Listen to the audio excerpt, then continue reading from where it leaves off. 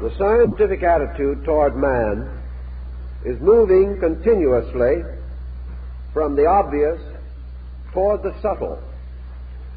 We are beginning to recognize a network of intangibles lying behind the human personality.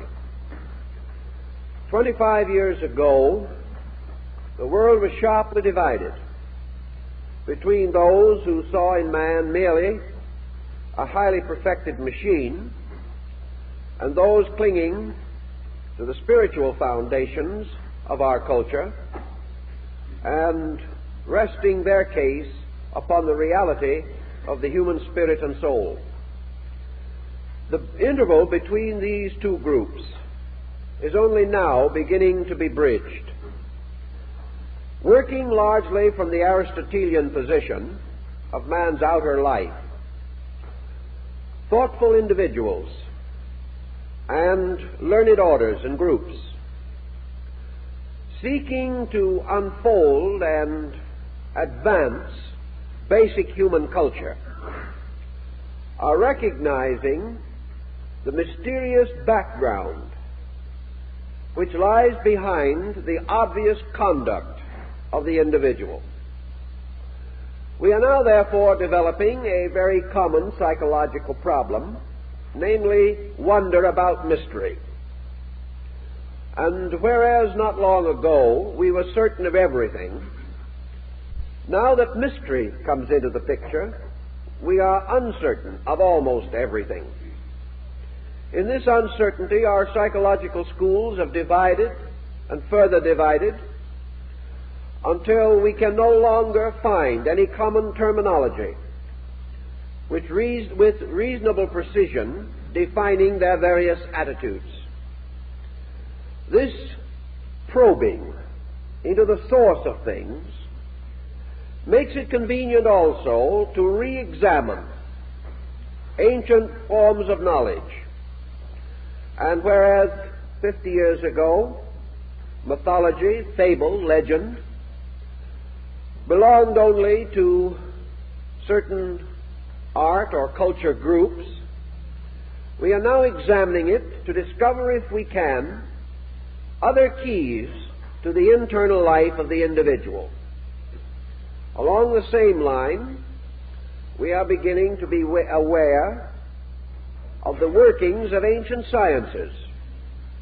We are still inclined to assume that most of these sciences were psychological, particularly in the fields of therapy. We are still not convinced that all ancient remedies were as effective as they seem to be. Perhaps a great faith, a strong and ardent dedication to beliefs help these remedies. And we are thinking now in terms of the importance of this ardent belief in helping us in the various fields of our problems. We have noted that the ancient man seemed to be able to believe more easily than we do, because he lived in a world of mysteries and wonders. Modern man has a hard time becoming a devout believer in anything, because he lives in a world of so many critical opinions, so many cynical attitudes, and so much that passes for sound and solid knowledge. He is finding, however, that the lack of the ability to believe is weakening him, making him less able to carry the daily burden of life. As he de-glamorizes every part of his culture, he finds himself dying for lack of a little glamour. Now we have a reaction here, but we have now transferred our instinct toward glamour, toward hero worship, toward objects that are not really satisfactory. We are discovering that movie stars, prize fighters, and orchestra leaders, as subjects for glamour, are not quite so efficient or successful as the ancient gods or the muses or the prophets of old. All our glamour has become so materialized that it carries with it very little internal contribution to our strength. Digging back into all these old beliefs and ideas, we come to one of the earliest of them all, and that is a word which up to 10 years ago was anathema in the field of science, and that word is astrology. It was held to be one of the most ancient of man's vulgar superstitions, held to have no foundation in validity of any kind, and a great many second-rate astronomers have made careers out of belittling it and attacking it. Actually, however, as we have noted before, the subject has never been subjected to actual scientific analysis, even by our so-called scientific method. There is no field of belief in which there has been so much prejudice and so few facts. Taking the attitude, in general, that the concept was in conflict with our daily thinking and with the latest discoveries of science, it has been empirically rejected. Actually, we are not sure that this conflict exists, but we would like rather to assume that it does than to add the slow and laborious procedure of investigating carefully and thoroughly. Again, however, the development of television and the perfection of radio devices, perfection of device, not program, we are sorry to note, has caused us to realize that there are a great many intangible forces operating in our lives. Radio and television, perhaps more than wireless telegraph, which preceded these, has opened to our consciousness the reality of things unseen. We are now willing to accept that this atmosphere in which we live may be a tremendous area of energy transmissions. We are willing to assume that through this room and through our own bodies, waves of energy are constantly moving, invisible to us. But we are not quite sure that their invisibility means that they have no effect upon us. If this effect has to be in terms of body impact, we can deny it. But if behind this body is an energy field, not so different from these very energies moving in space, are we certain that these universal energies have no effect upon our internal energies? Are we able to say with certainty that we are living in a universe of vital force, and yet we are immune to so many aspects and phases of this force, even though the force itself we must accept as the very source of our life? Thinking a little further in this particular field, we are now confronted with radiation, and to a degree with fallout. Radiation is much more subtle. We can imagine that fallout consists of minute material substances which can variously poison or contaminate us.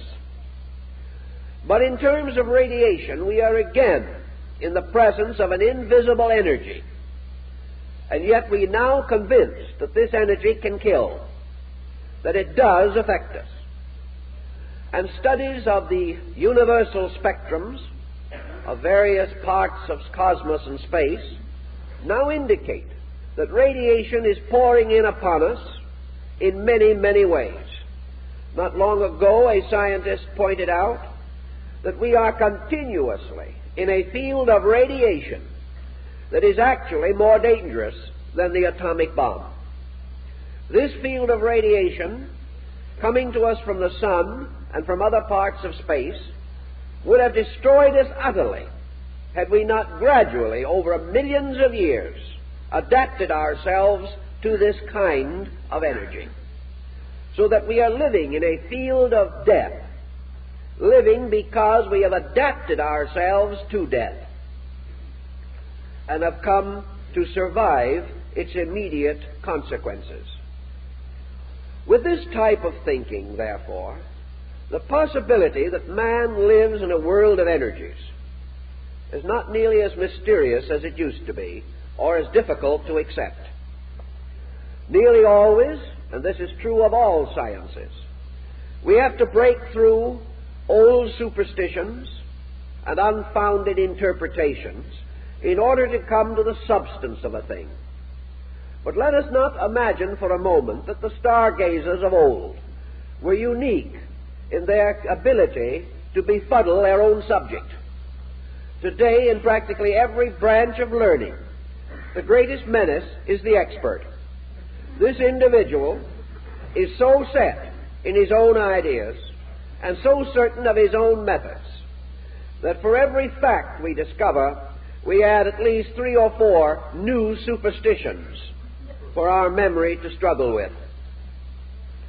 Today we are encrusting nearly all of our modern branches of learning with interpretations and explanations that will be obsolete in 10 years. If, therefore, the subject of astrology has been exposed to human interpretation and misinterpretation, as Dr. Budge of the British Museum points out, for nearly 35,000 years, it is quite conceivable that it would have accumulated a number of elements and factors which may have to be sloughed off in the search for facts. Yet over this same period of time, all of those working with the subject have used the same identical basic machinery. And as is also pointed out by Dr. Budge, the interpretations used today are identical in principle with those found on the cuneiform Chaldean tablets that go very far back into the reign of Hammurabi among the Babylonian peoples. The same essential procedures, the same structures, with the possible exception of mathematics, upon which the whole subject depends. There is no other branch of learning that has survived so long without being completely reconstructed.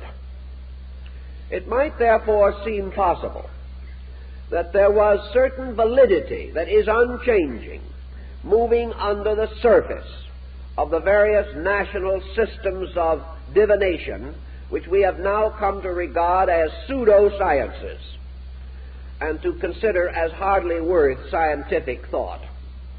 We are not nearly so sure anymore that these are worth so little attention. Another interesting and significant factor is the wide distribution of these beliefs. It has been said, and perhaps not untruly, that no culture system has ever attained maturity without the belief in the influence of the heavens upon the earth and man.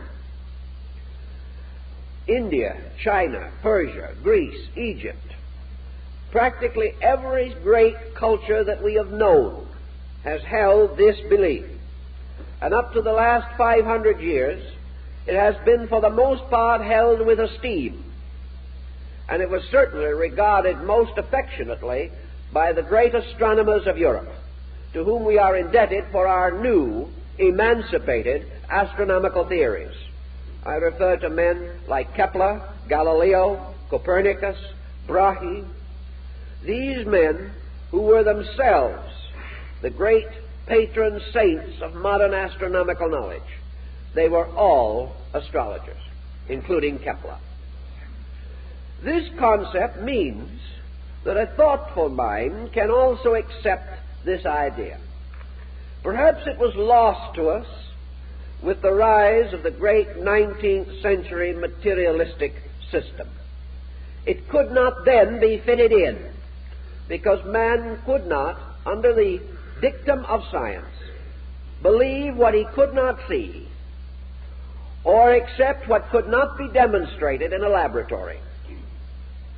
Unfortunately, however, he made no consistent effort to demonstrate, and therefore found it easy to reject something that he was not even interested in considering.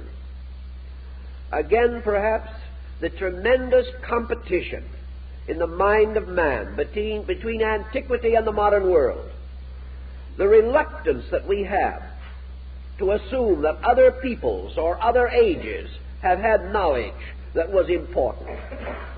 We more or less hate to admit this. We like to feel that we are unique in every field of discovery. And some East Indian scholar and scientist, in this case Nobel Prize winner, tells us that the Hindus were using electricity and making batteries 7,000 years ago. We are more than astonished. We are humiliated. We are offended.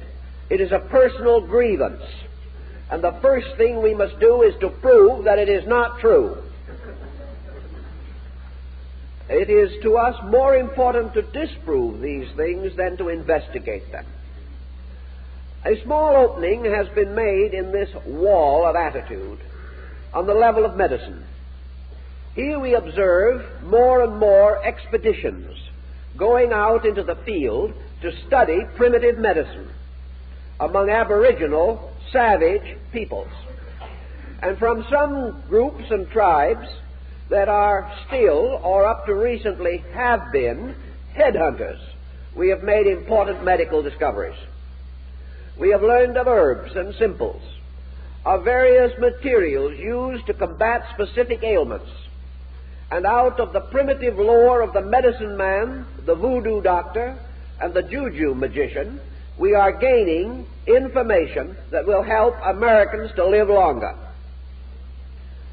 At first, this was also so humiliating, no one dared to think about it. Today, however, we have a slightly improved attitude because we are all uncomfortable and are seeking remedies. And it has dawned upon us that it is better to have the remedy than keep the prejudice. It took a long time to get this far. This may be termed a major step in culture, a step towards better times for all of us. The development of psychology has brought with it considerable interest in the intangible sources of human energy supply.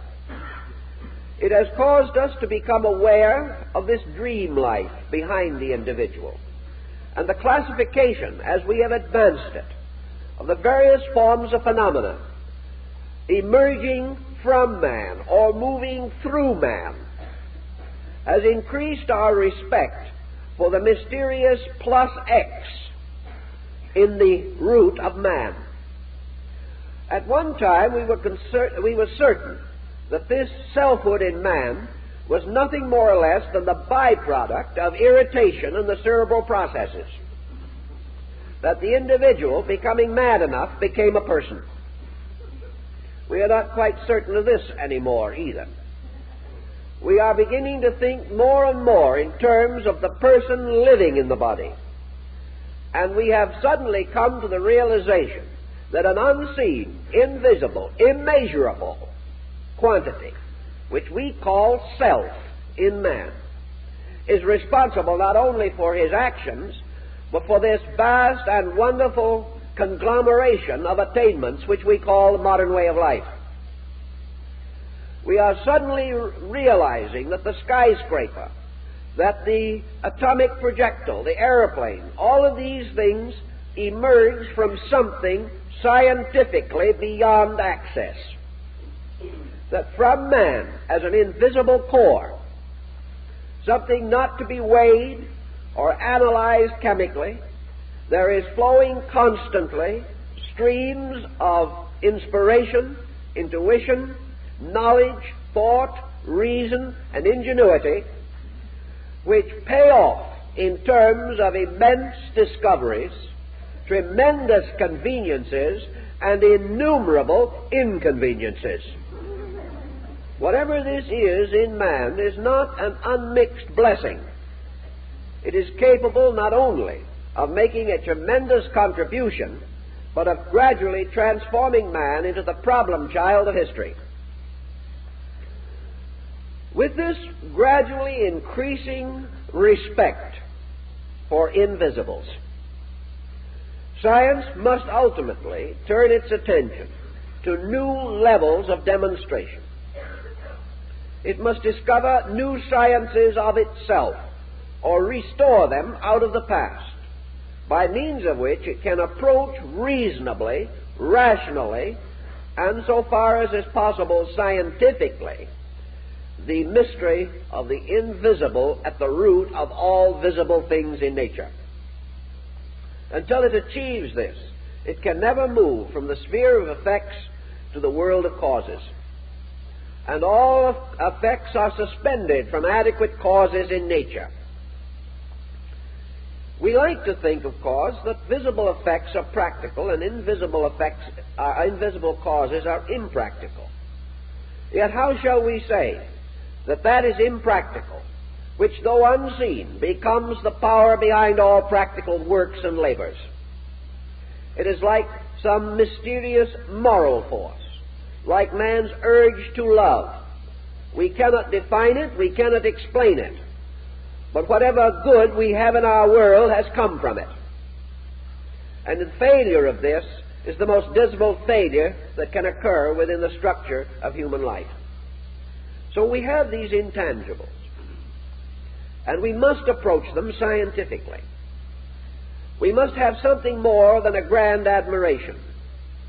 We must be able to learn useful ways, useful applications, and also a proper framework upon which to build a common science of human understanding.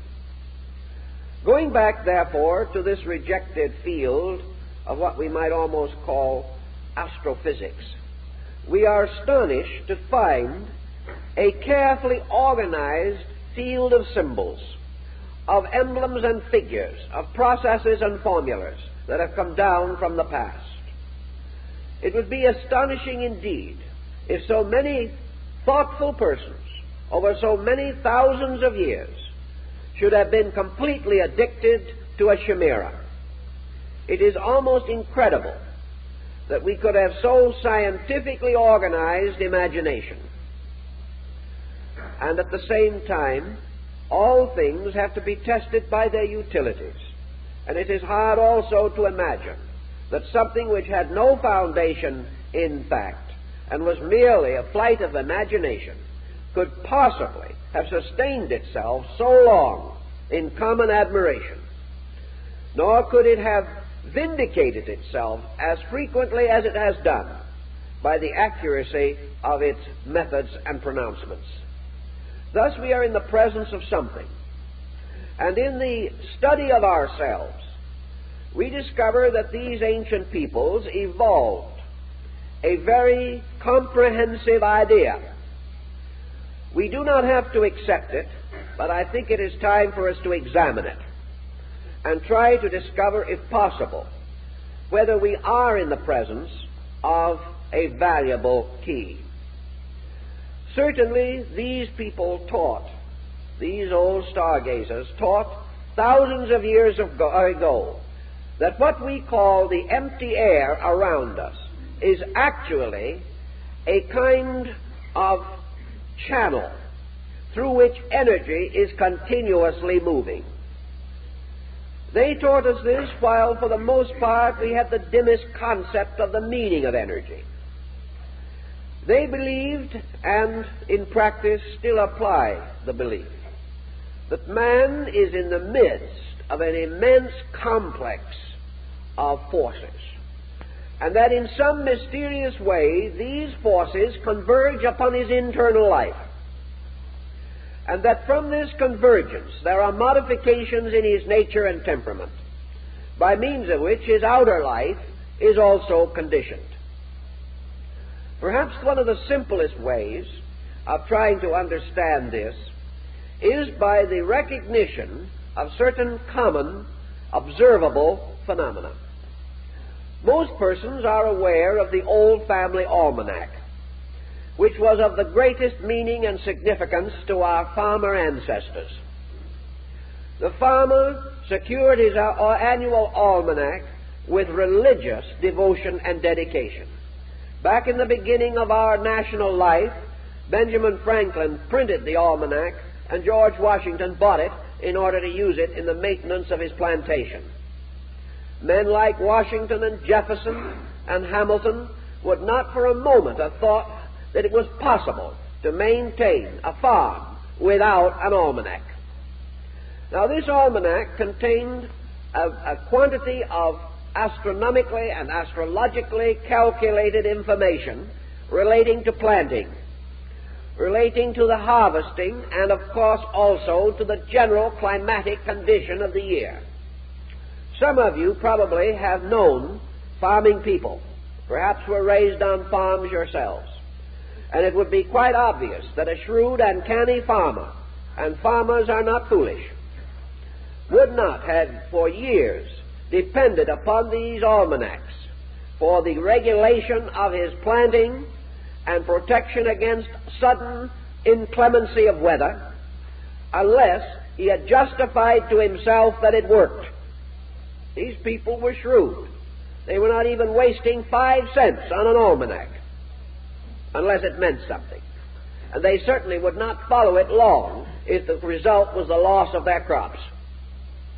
But that these things actually did have bearing upon planting has later been proved under scientific conditions in Arizona, where planting various vegetables at different phases of the moon shows distinct effect. That these influences do have some bearing. St. Thomas Aquinas, the great Catholic philosopher of the Middle Ages, pointed out that it would be incredible to assume that the moon, which it has the power to draw the waters of the earth and to establish the tidal rhythm of the seas, that such a powerful influence has no effect on anything except water. Assuming also that it had no effect upon anything except water, let us remember that the human body is over 85% water. If it can move the tides, this lunar influence, has it any effect upon the liquids and humours of the human body?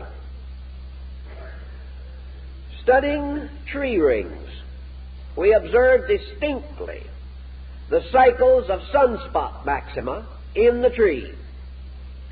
And it is possible to find out from the study of tree rings the dating on cycles of sunspot maxima. Of course, we have easier ways of dating, but it could be done by that means.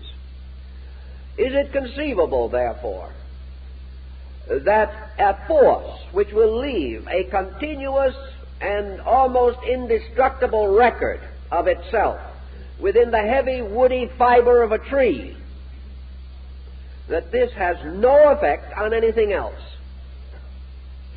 We know also the effect of these motions of energy in space upon the great cycles of financial adversity and promotion in the affairs of men.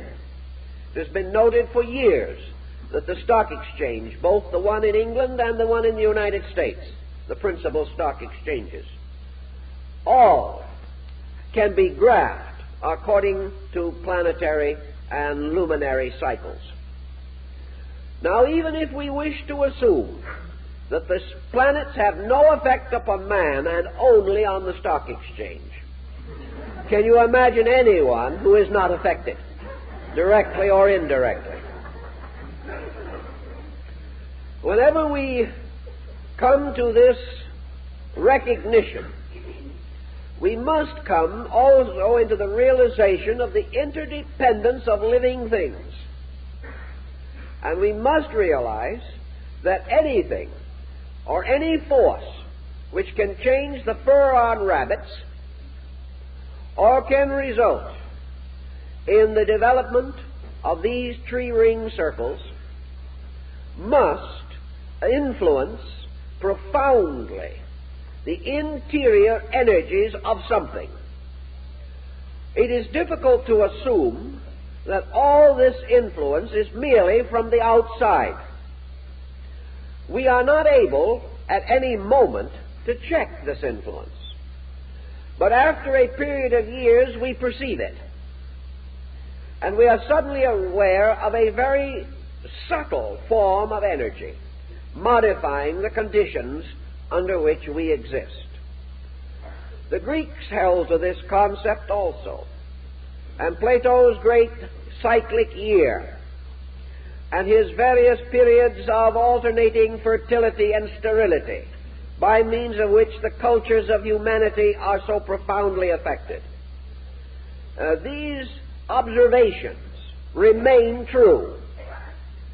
The various phenomena which Plato described actually occur. But how shall we understand it?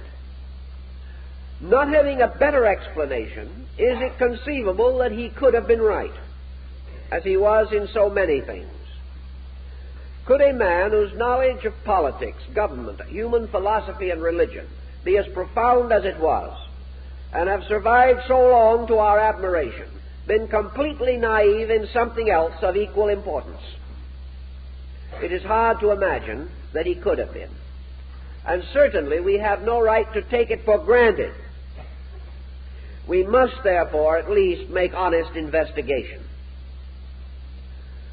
This brings us perhaps to one of our important psychological points, namely, that as we know from the seasons that the energy availability differs at different parts of the year due to the inclination of the Earth's axis. We know that this is true because we can watch the coming of winter, and we can watch its disappearance again after the vernal equinox. We see the larger part of the Earth affected by this. We measure it in terms of human adjustment and non-adjustment. And today, parts of our eastern seaboard are blanketed in snow. We are not so blanketed here. Other parts of the world are now preparing for the glories of summer, such as our neighbors in Australia. These differences, we know, are due to astronomical phenomena. And we know that these differences affect the birth rate. We know they affect the death rate. And we recognize that untimely situations arising in the world's climate affect us economically, in the destruction of crops, affect us in the terms of health. Any physician will point out to you the seasonal epidemics. Also, we know the vulnerability of the sick, and we recognize that millions of people today are leaving extreme climates and gathering in our own delightful Southern California smog-infested atmosphere because they are tired of facing pneumonia every winter. This situation is obviously the result of a chemistry of universal factors. If the sun were not where it is, if the planets were not where they are, and if the earth was not in its present position among them, this entire group of circumstances would be totally changed. And man himself could do nothing about it. For in the presence of these elements, man as a person is hopeless and helpless. That these things, therefore, pound upon his outer life, we know. So we are presented at this time with two possible psychological schools of thought. One is that the effect of universal energy modifications upon man are due first to the effect upon his environment. There is no doubt that religions are the results of longitude and latitude. If the Finns had not lived where they lived, they would not have given us that beautiful classical religious mythological poem, the Kalevala. If the Hindus had not been exactly where they were, they would not have given us the peculiar interpretation of Hinduism that we have today. If the Japanese had lived somewhere else or under different conditions, they would not have had the peculiar flowery arts with which we associate them. Thus, the distribution of climates may definitely and does certainly affect body structure, social adjustment, degree of activity. It has a strong effect upon ambitions, motivations, and upon the contemplative interior life of the person. Thus, if man is the result of the town in which he lives, the books he reads, the friends he meets, and the relatives he has accumulated, so he is also subject to the seasons, the weather, the climate, the terrain in which he exists. Mountain people are different from valley people. And it is quite conceivable that this vast, intangible atmosphere, which is actually constantly modifying our way of life, may also be moving in upon us as a psychological factor in our temperament and our disposition. Thus, merely the fact that the sun and the moon and the stars are in the sky has affected us. It has affected our religions, and in turn these have moved our living. The contemplation of the sunset affects man, whether we wish to say it is the sunset itself or the contemplation of it. May be a psychological point, but it has had its effect and has come down to us in the personification of the sunset in a whole cycle of gods and goddesses and heroes. These, in turn, have affected our moral lives. And to a measure, our moral lives are in continuous and stressful relationship with economic existence. These things affect. Consequently, if we wish to say that the universe produced the environment by which man is what he is, we are only making another statement of the power of universals upon the life of individuals.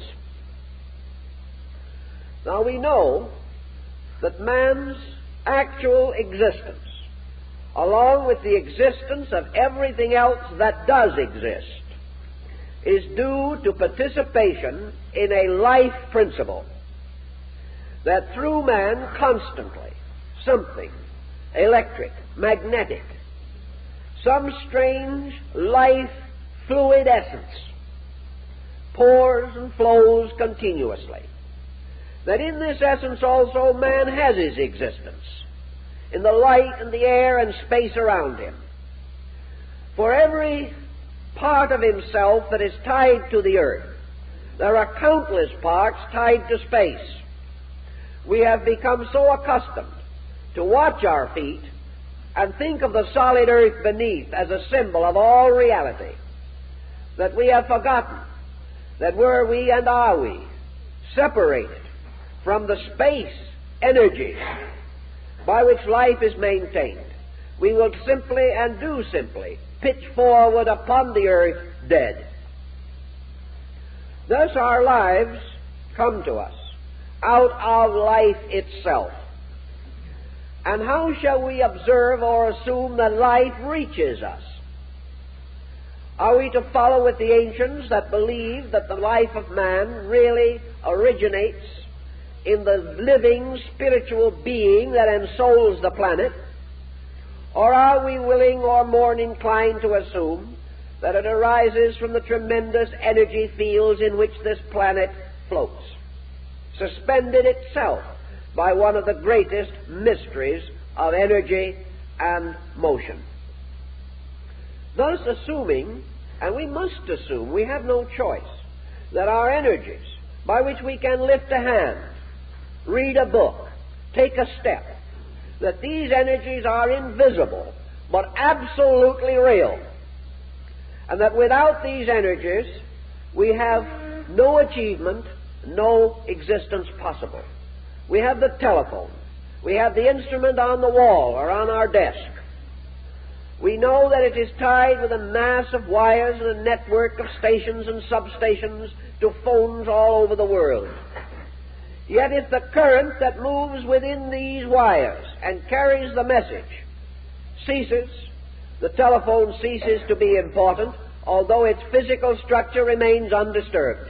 It ceases to live. It is dead. Therefore, the energy which we cannot see is really a kind of divine power, and the instrument made for that energy is our acceptance of the reality of that power, and our desire to build a house for it, whereby it can live with us and serve us. But the instrument is the servant of the energy. Without the energy, the instrument is meaningless. And in the same way, the human body, about which we boast so much and so continuously, is an instrument. And without the energy that ensouls it, it is meaningless. It is unable to achieve any of the purposes for which it is intended. Now, we have not yet reached a point in popular thinking where it has occurred to us that this energy upon which we live may come to us in a conditioned form. We are fully aware that there are many energies in space, that there are planetary rays, solar rays, cosmic rays. We are now recognizing that we have a universe like a very intricately woven fabric, the very substances of this fabric being composed of energy, that this energy is subject to innumerable laws of its own kind, and that there is also various adjustments and conflicts between the laws of energy and the laws of matter. These facts are dimly coming to our attention. But now comes the gravest question that we know. This energy stream that sustains us, is it a pure, unconditioned stream? Is there nothing between this life principle and body? If there is anything between, what is it? Is there some reason, some archetypal pattern governing the distribution of this energy according to laws, according to principles, according to values? If such government exists, in what is it posited? What is the universal machinery by means of which the specializations, diversifications of energy are possible? We know that the orderly progression of seasons means that this energy is subject to mutation. It is subject to being more or less available. We cannot say that the energy itself is more or less. But we do know that in a given area, at a given time, the energy allotment may be reasonably determined. That this allotment is not continuously identical with itself. That in some areas the allotment is greater than in others. And that this allotment is governed by laws of periodicity. Consequently, we have evidence, physical evidence, to prove that the flowing of this energy into form is subject to laws. That it is not just simply a great sea in which we all swim, but that it is a kind of ocean in which there are innumerable currents. And therefore, that because of the infinite diversity of the sea itself, in this case, it is able to sustain an infinite diversity of life. Studying this, the only answer that anyone has ever been able to advance, and Kepler probably did as well with it as anyone has, the only explanation to account for the control, regulation, systematic distribution of energy is the relationships between universal bodies. That just as surely as the comparatively insignificant inclination of the Earth's axis results in the vast phenomenon of seasons, that actually energy is specialized by relationship, and that it is not that the individual is nearer to it or further from it, but assumes various aspects in relation to it. that constitutes these modifications. That the continual motion of the heavens, with its innumerable universes and galaxies, extending into the uttermost conceivable and inconceivable fastnesses of duration, that this immense machine actually is responsible for continuous modification in the flow, volume, relationship of energies. Some of these energies, moving from remote areas, are of such long duration that they are like Plato's Platonic year, which lasts over 25,000 human years. Others of these relationships are so immediate that they are changing every few seconds. There are tremendous interrelationships of long and short time cycles, some extending into such infinities that we can scarcely calculate them. But every one of these cycles is supporting some organized movement in creation. And when these cycles end, these movements end. When these cycles are exhilarated or reach critical areas, critical situations arise, not only affecting man, but affecting the whole solar system and the universe. Thus we live within this tremendous field of energy which is being continuously modified. This modification undoubtedly is responsible for the gradual changes in human psychology. It makes available or less available mental energy, emotional energy. It results in world fatigues and the dying out of races and species. It also results in immediate and momentary fatigues, tensions, stresses, and the various problems with which we are familiar. If, therefore, we are seeking a formula, perhaps one of the simplest understanding formulas that we can have is that man, as a moral, mental, and emotional creature, is constantly interpreting the available conditioned energy upon which he exists. If this energy supply is lessened before it reaches him, we have one kind of phenomenon.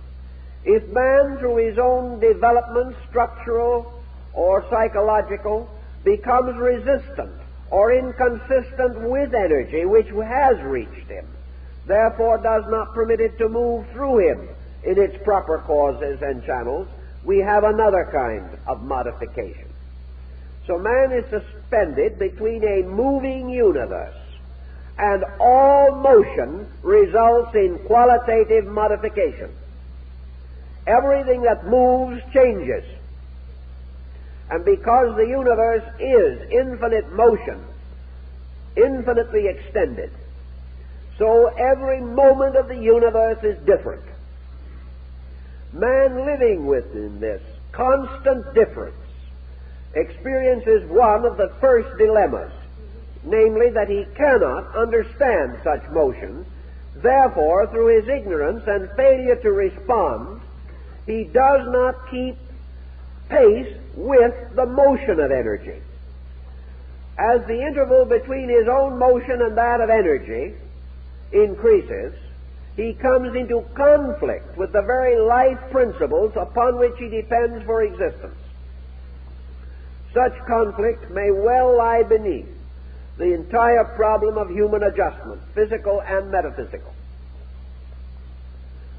Assuming, then, the possibility and the reasonable probability that man is an interpreter of universal energy, that he is a kind of small universe in which all these parts of the greater world have their miniature reflections and models, we then come to the conception that man's existence lies largely upon the foundation of his available energy. Energy is the source of function, and function for man is the reason for existence. Unless he is able to function in these patterns, he has lost the significance of these patterns to himself. If then we must seek for a basic explanation, let us remember that the very primary element of ancient astrological thinking had to do with energy allotments. We divide people today into two basic types: those who are truly active and those who are tired. And today the majority of human beings is tired. This tremendous sense of fatigue which we all commonly experience and which makes life increasingly difficult for us. The ancients recognized this and declared that it was due to certain negative cycles, or cycles of negativity, moving in the great tidal system of space, that as the tides of the sea ebb and flow, so the tides of energy in man ebb and flow. Now, ebbing and flowing psychologically is a very important thing, inasmuch as we have to recognize that energy is never actually absent. It is merely not available in its accustomed form and demands a new or different kind of adjustment. This adjustment we have in psychological thinking in two types of persons, called the extrovert and the introvert. The extrovert is the individual who seemingly possesses more abundant immediate energies. The introvert is the individual in whose life these objective energies are not as obvious or abundant. Nature is only telling us, however, that in the character of man, as in the universe or in the growth of the oak tree, there are alternations of objectivity and subjectivity required in nature. In an effort to standardize living, we have totally ignored this. We have assumed that every individual at all times must be upon an equal energy footing. It is possible that he is upon an equal footing, but he is not able to exhibit or manifest identical, equal energy at all times. We know that sleep is intended to help us to catch up on some of our energy problems, but it does not go as far as our providing needs at the moment. Sleep may take care of part of our physical and psychological life, but there is something else that has to be considered, namely that nature has set this grand pattern that is caused to operate by an innumerable galaxy of suns, and that man, regardless of his egoism, is still merely a tiny creature within this incredible machinery. Man's happy adjustment depends upon his gradual understanding of the kind of world he lives in and his willingness to live according to what he understands when he does learn. This combination is essential to his life. Introversion and extroversion are natural motions. They are the result of the fact that nature recognizes that man has two needs. He has need for an external life, and he has need for an internal life. Experience shows that unbalance, the overdevelopment of his external life, has impoverished his internal life by his failure to enrich it with the conscious contributions of his own mental and emotional energies. As a result of his own failure, man therefore has come to the point where extroversion or self-expression outwardly becomes comparatively easy for him, and he is inclined to overdo it. Whereas introversion, or the return of the individual inward, the turning of his tides towards his internal life, has resulted in him coming face to face with a situation so deplorable that under general conditions, introversion has become practically synonymous with neurosis. Thus, instead of living a balanced life of internal and external polarizations, the individual is so depleted, impoverished, or neglected inwardly that he is like too many persons in our nation who drive a fine car and give all the sense of prosperity, but whose homes are neglected and chaotic. The individual, turning into himself, finds a condition which leads to suffering rather than adjustment. This is nature pointing out a defect, for man should be able to move inwardly and outwardly without tension or stress, finding an excellent, important, and useful life in both of these polarizations. If his energies were available to him, such would be possible. Now, other factors also contribute to man's life, and there can be no doubt whatever that time and place do influence the entrance of the human being into material life. The time and condition in which a person is born is valuable. The important thing has been ignored psychologically, although it is accepted historically. Can we deny that an individual born at the beginning of the Napoleonic Wars was under a different type of environmental heritage than the person that was born, we will say, in the Golden Age of Greece? Now, both may have had their wars and their troubles, but it is not possible to say that the time and place of birth are meaningless. The time the individual is born and the place where he is born, these circumstances bring him into a particular relationship with the patterns of history, and also with the relations and customs and attitudes of tribes and nations, racial groups, and social structures. Man being born today is born into a social pattern that did not exist 100 years ago. We know that in living, the average person cannot psychologically outlive his generation. If he is forced into conflict with his own upbringing and the years of experience through which he has passed, he becomes discouraged and confused.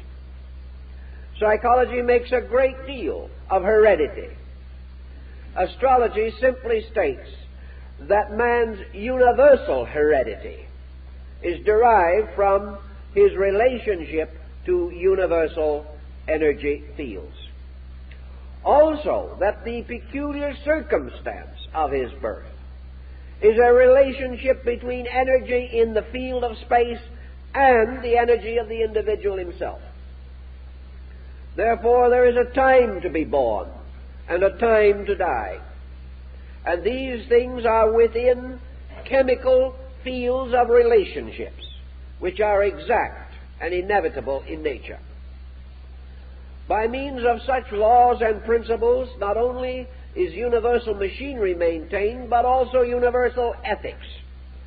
The rightness of things is made possible because of the immutability of the universal pattern in which we exist.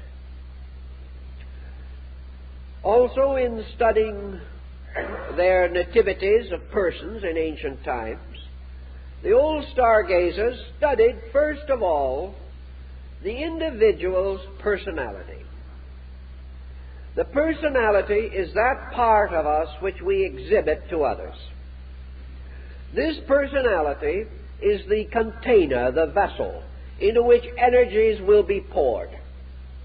It also reveals the immediate use that we shall make of the energy available to us, a use which will be in some way unique or different from the use made by another person. Consequently, personality becomes the final distributor of man's personal energy. It tells us about his enthusiasms, his interests, and his attitudes. It gives us something of the degree of specialization in which his life will be patterned. then this is compared with another very great factor, and that is his energy allotment. And basically, this allotment was anciently based upon the position of the sun in the relationship of the great year. Thus, as truly we have distribution of available energy in the seasons, persons born in these seasons have certain energy peculiarities. And not long ago there was a published list of accidents on the Bay Bridges in San Francisco, and it was pointed out that the accident rate is entirely erratic and breaks all laws of accidental probabilities.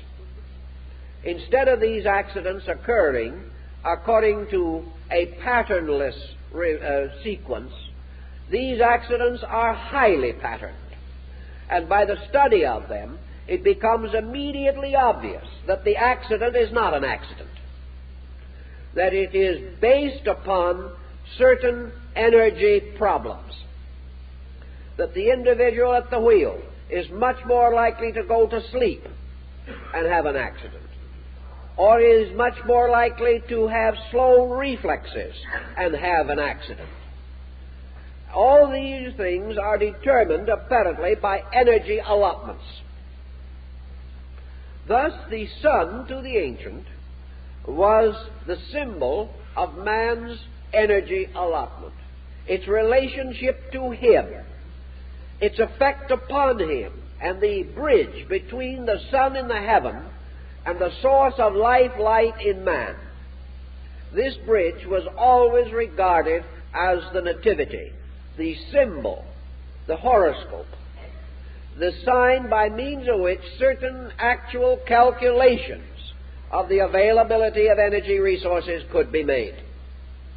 Now, better calculations may be made in the future, but we view with considerable interest the audacity of the ancient, who long before the dawn of science actually did fashion a bridge by means of which he sought to measure the life power in man and the peculiar action of this life power in various men, not merely in an empiric situation. From energy allotment, then, we come to the conclusion that two kinds of persons do exist: those who by nature are essentially positive, and those by nature essentially negative. Now, by negative and positive, we do not mean good and bad, nor do we mean strong and weak, nor do we mean helpful and helpless. These are not the applications, because, as the Chinese and East Indians pointed out long ago, the greatest mystery of all is the mystery of negative energy, not positive energy. Now, up to the present moment, we have considered negative energy merely that part of energy which we do not understand. Negative energy may also be that part to which we do not immediately respond. It may also be that part of energy not yet explored. And if that is what is meant, then indeed the negative energy is the greater part, because we know hardly a fraction of what must ultimately be known about these subjects. But negative energy is in some way what we might term a spiritual energy. It is negative as we now view all spiritual things, because they are not immediately visible to us. It is negative because it does not help us to get rich. That is, not obviously. And anything that does not help pay bills is not only negative, it is a luxury in these times. It is termed negative also because it forces man into one of the most disagreeable relationships he can endure, and that is into his own company. Negative energy is energy which has by its tendency a motion inward or away from objectivity. Negative energy, therefore, to us may be little more than a vacuum, but it is this vacuum that it conceals the mystery of deity. all things moving upon the levels of positive energy are very obvious in their functions. The individual gets up, rolls up his sleeves, and does things. But what does he do? What is the final result of what he does? Usually his own destruction. By positive energy, he is led from one excess of action to another. Also, of course, he is led to a certain degree of material accomplishment. It is not that we should discount so-called objective energy. It is that we should recognize that, like nearly everything else that makes up our modern pattern, it is of secondary importance elevated to first place. That this so-called positive energy is leading us into a quantitative victory over the unknown, whereas what is termed negative energy is the secret of our qualitative victory. And of this we have very little knowledge or thought at the present time. Nearly all solutions to all problems arise from the individual who is able to become adjusted receptively to truth. Receptive adjustment, therefore, makes use of a kind of energy which is different from that which is used in material objective adjustment. Actually, receptivity appears to use less energy. Actually, it uses more of a very refined kind of energy, because receptivity is not negativity as we know it. What we call negative energy is simply an energy with a purpose which does not lie within the field of our ordinary experience. Yet upon this energy we must build, and we live because of it. Because our internal life is sustained by this energy in the same way that our external life is sustained by material energy. Therefore, out of the study of the effects of the universe upon man, we must ultimately come to the recognition that man has an internal life, which we may term a psychological life, and that this is subjected to laws other than the laws of matter. Our attitude today is that all influence that models or molds the internal life of man comes from the outside, and is made aware, and we are made aware of it, or it is visible to us because of the light of the sun shining upon it. Paracelsus declared emphatically that the interior life of man is also subject to energies and laws which are not obvious materially, and that the individual's inner life is subject to its own environment, the forces of it, and the energies sustaining it. If our outside life is in a quantitative environment, our inner life is in a qualitative environment. Consequently, our inner life has an existence of its own. And this existence also has a nativity, has an endurance in space, and is subject to a kind of energy pattern. What we call psychologically archetypes are more or less proofs of this. For archetypes are forms set up in a formless state.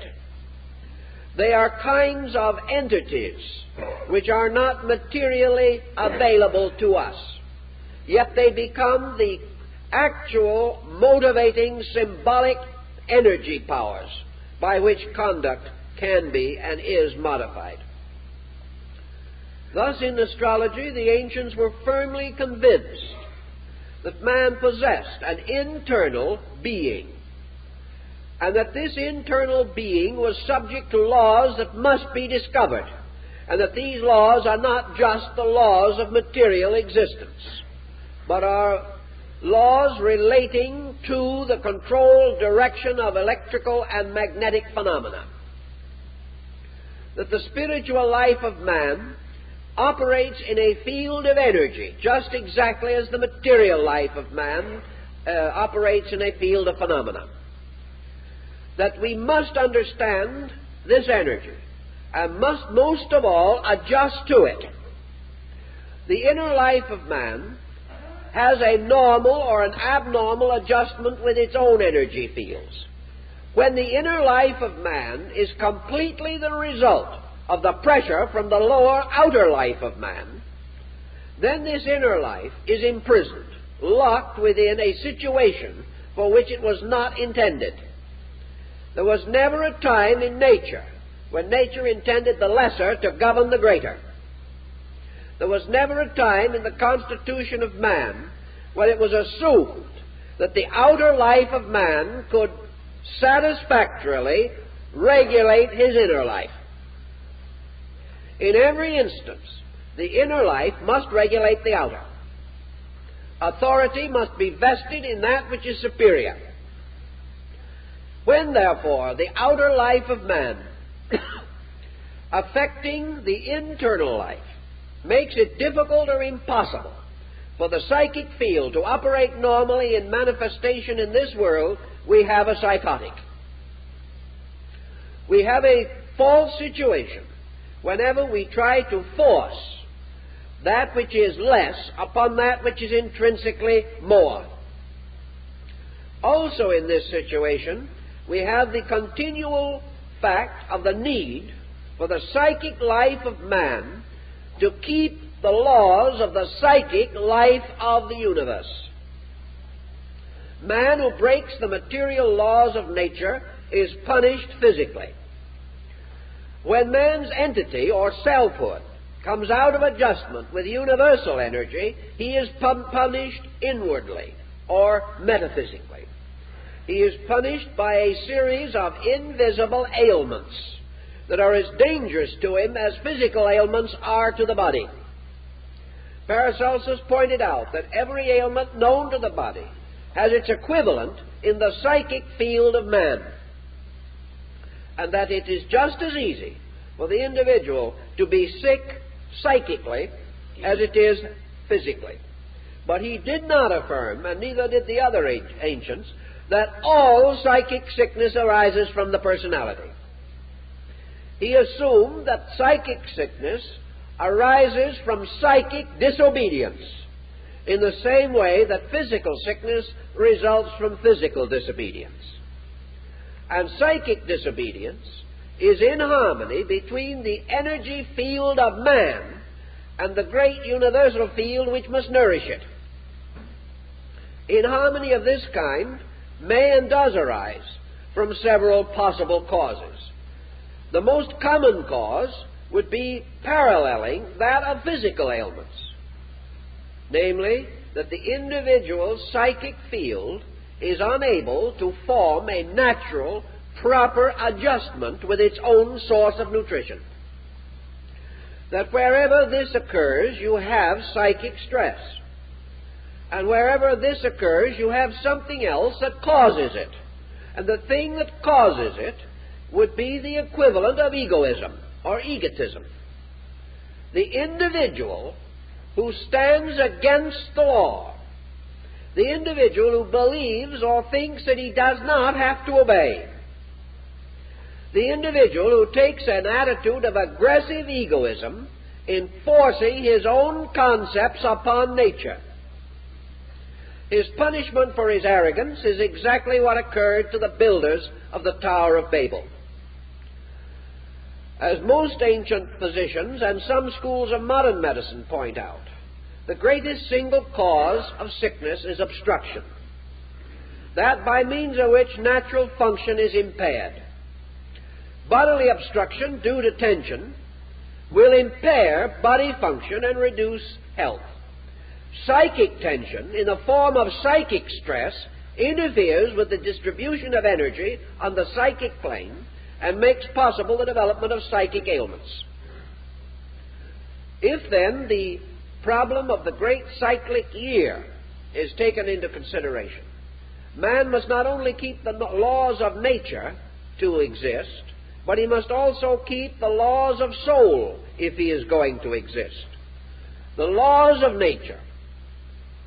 These are simply man's way of naming energies. Laws are actually at least manifested through great orderly energy patterns.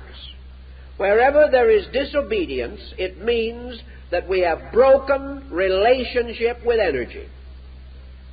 Wherever we have gone our own way, regardless of right and wrong, we have broken harmonious relations with energies that were necessary to sustain us.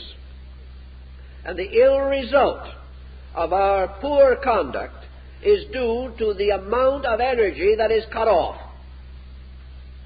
In the same manner, our psychic life is due to the energies which by various attitudes, complexes, fixations, etc., by which we crystallize or obstruct the motion of the psychic life of man. It is as though a fish in the sea tried to stand firm and prevent the tides, especially a very small fish, a minnow.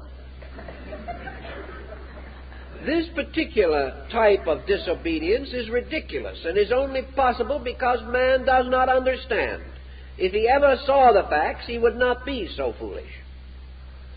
Actually, however, adjustment with nature carries much more of an implication than we generally assume. Let us imagine that man psychically formed an adjustment with the great energy fields by which he lives. His adjustment must be almost a Buddhistic one. And perhaps this is one of the reasons why Buddhism will someday be of the greatest value in psychology. Man adjusting to universal energies, psychically particularly, where you have a much more volatile world of value, he is adjusting to motion. He is not adjusting to something that is fixed.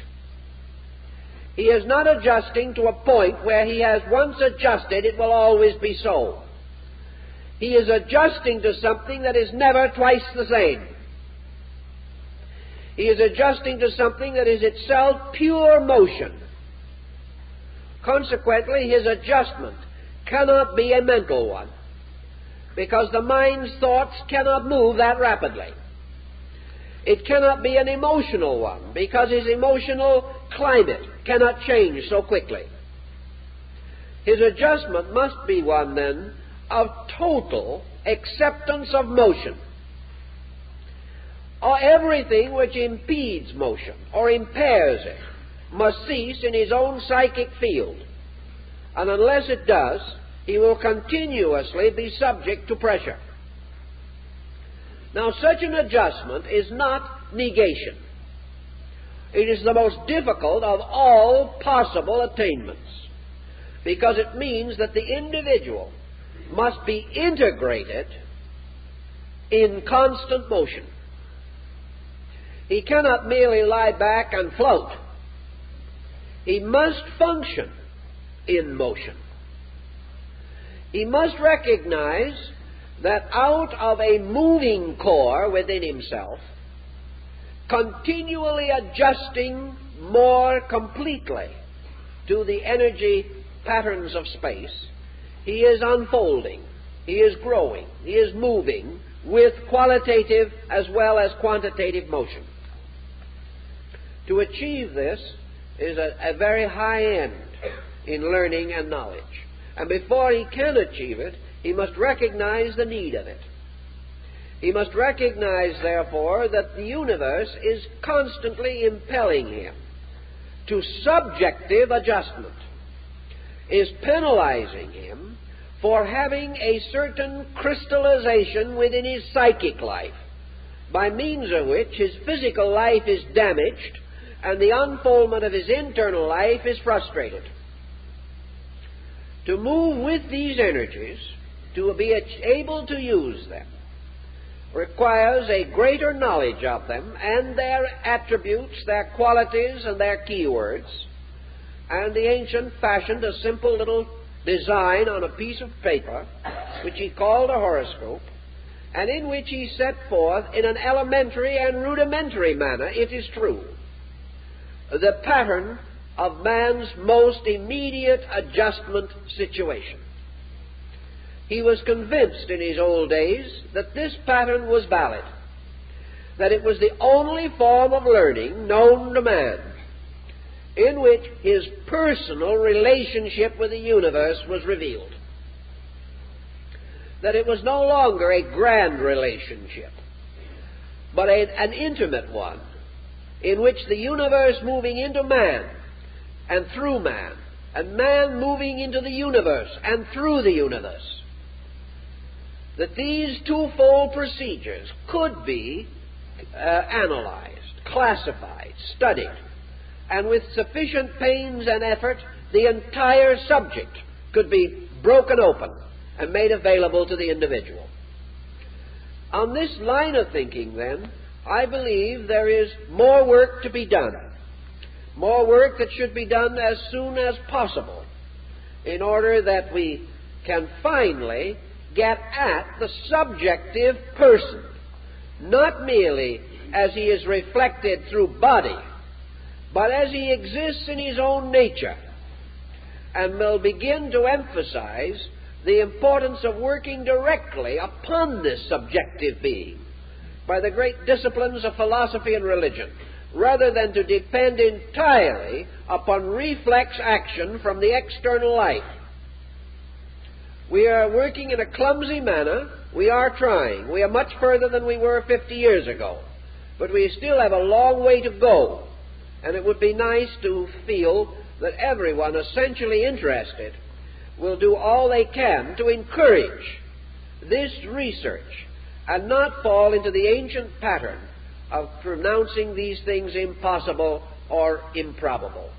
We live in a world where nothing is impossible.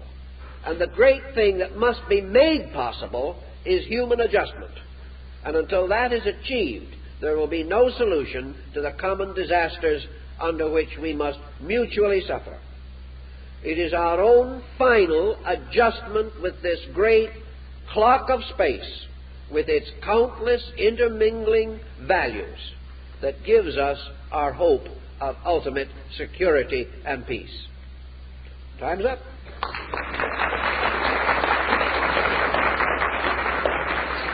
Now, not long ago, we had a number of folks came together and were talking about something, and someone said, yes, reincarnation is a very interesting theory. Karma is fascinating. But what would it do to our Western way of life? Supposing everyone started believing it here, living according to it, would it mean that we would have economic failures? Would it mean bankruptcy? Would the bottom drop out of the stock exchange? What would happen to our religions, our philosophies, and our sciences? If we lived and believed according to this doctrine, would we go forward 1,000 years or backward 1,000 years? It's an interesting theory and problem, so we're going to discuss it next week. We hope you'll all be here to share in this occasion. We have a little pamphlet called Planetary Influences and the Human Soul, which may be of interest in connection with the subject of this morning. We also have a book dealing with the primitive concepts of the principles underlying the study of astrology from a philosophic rather than a genelithaical level. The subject is a philosophy of astrology. Don't forget our newest book, Collected Writings, which might make a nice Christmas present if you know friends who like our books and do not have this one. Our Lady of Dreams book has been used by hundreds and thousands of people for Christmas gifts. So we call this one to your attention as something that might help you where something a little better than a card is required. Our used book table has a number of gems on it, which we think you will enjoy browsing through, and we certainly thank you for being with us this week and hope to see you next week.